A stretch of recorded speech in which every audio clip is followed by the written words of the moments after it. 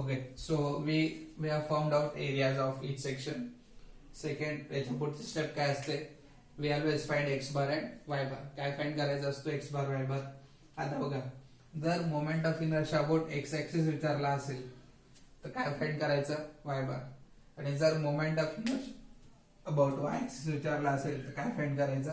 x bar. Exactly opposite. वरती कुठं लिहून घ्या. When, write a note. When moment of inertia about x axis is asked,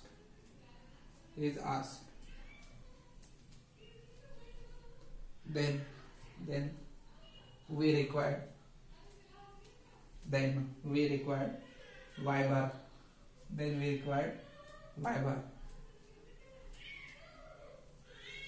And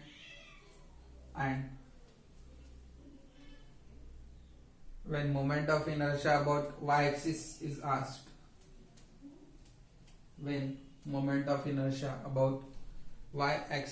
is asked, we require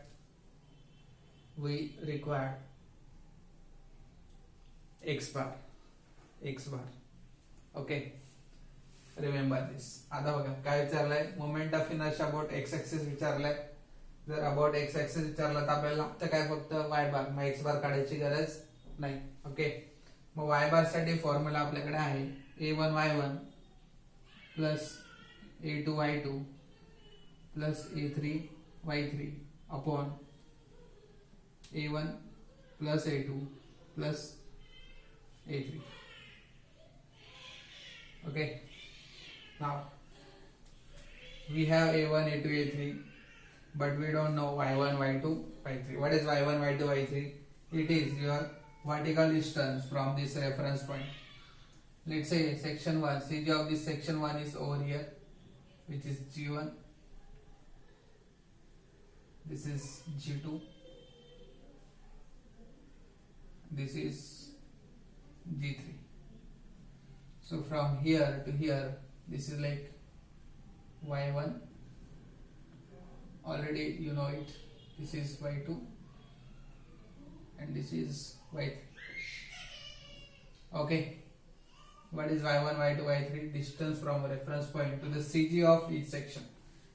reference point पासून प्रत्येक सेक्शनच्या CG पर्यंतचं distance. Okay, so होईल tell me what is y1. बघा, हे किती आहे? 20. हे किती आहे? 100. सो 20 प्लस 100 प्लस हे किती असेल? Half of this 20 plus 100 plus 10 130. y2 बघा, हे किती आहे? 20 आणि हा CJ किती आहे? याचा half 100 upon 2 which is 50 plus 20 70. y3 half of this 20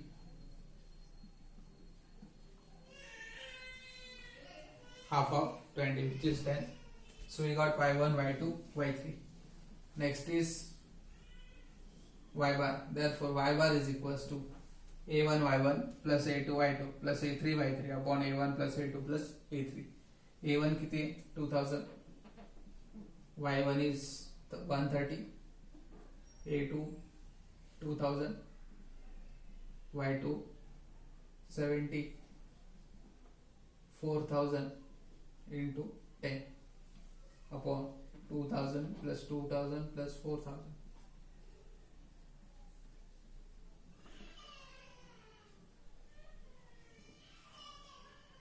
Find out y bar. Put these values in cases. It is 55. 55 आहे ते चेक करा एकदा. Okay, so we got y bar. Correct आहे.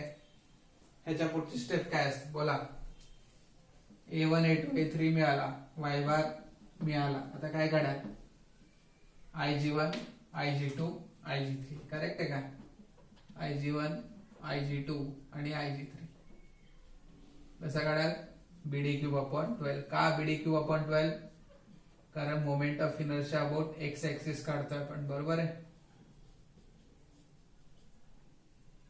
बीडी क्यू अपॉन 12. पहिला section बघा, पहिल्या सेक्शनची weight किती आहे 100, डेप्थ किती आहे 20. जे काय आन्सर येते फाइंड आउट किती येते बघा, mm/4.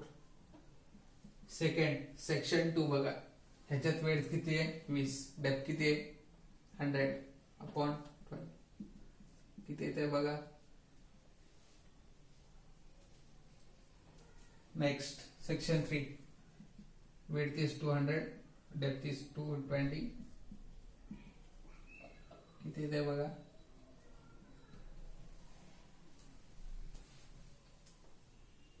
चेक करा.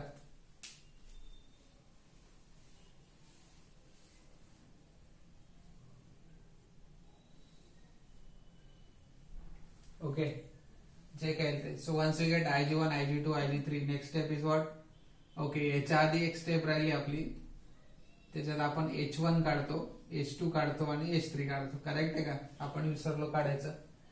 कसं काढतो, by using formula modulus of y bar minus y1, modulus of y bar minus y2, y bar minus y3.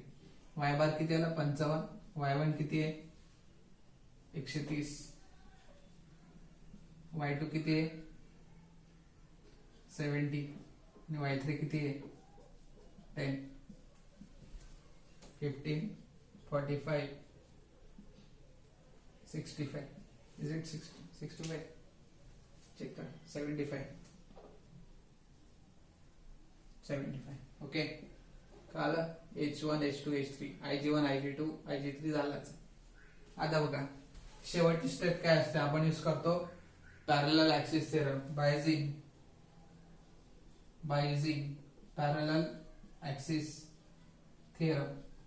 काय असतो theorem, Ixx is equals to Ixx1 plus Ixx2 plus Ixx3. Correct आहे. Total moment of inertia काय असतो, तिघांची बेरीज ती काय असेल, फॉर्म्युला बोला.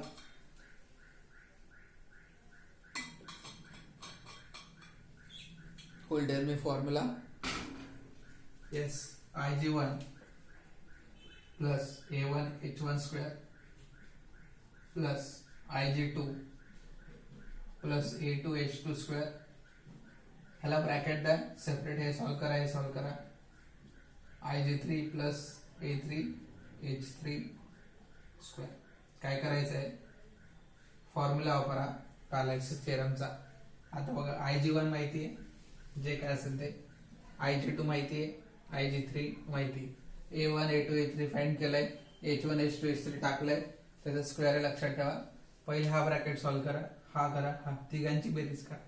टोटल असेल moment of inertia about xx. Okay, आता सगळ्या एक्झाम्पलची प्रोसेस सारखीच आहे आय सेक्शन साठी. बाकीच्याला सेमच आहे, फक्त टी सेक्शन असेल तर 3च्या ऐवजी 2 सेक्शन. ओके, बघा काय डाऊट असेल तर विचार.